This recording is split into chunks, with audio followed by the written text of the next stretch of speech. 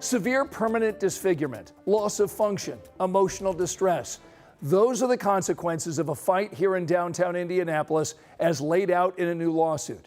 That suit names former NFL quarterback Mark Sanchez and the Fox Corporation.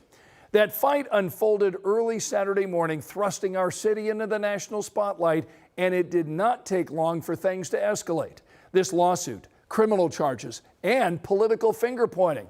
We'll get to all of that in a moment. But let's begin tonight with Logan Gay, who joins us in the newsroom. So, Logan, what do they want to accomplish with this lawsuit?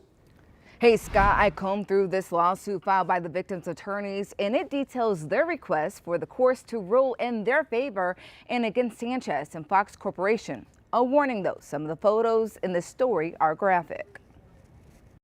Laid out in this 5-page lawsuit, a detailed account of what a 69-year-old says left him permanently disfigured and emotionally distressed.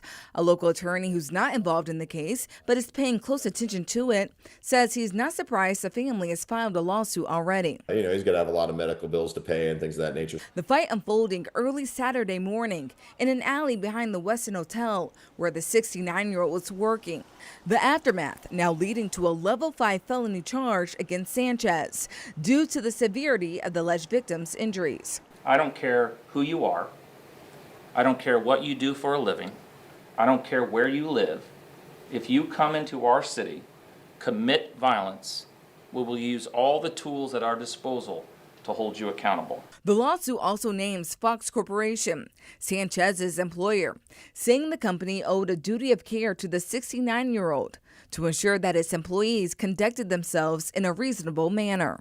Because of this, his attorneys are asking for damages and legal fees. High likelihood, I would say, the civil side will settle. That's a pretty normal thing, and you know, these are the kind of things that people in his position don't want to keep in the news any longer than they have to. So Sanchez was due in court tomorrow, but his lawyers filed a motion to waive that initial hearing and enter a not guilty plea. We just checked online court records, and they say Sanchez has a pretrial hearing set for November 5th. All right, Logan, thanks so much. For the first time, we are hearing from Mark Sanchez's family about these allegations and his injuries.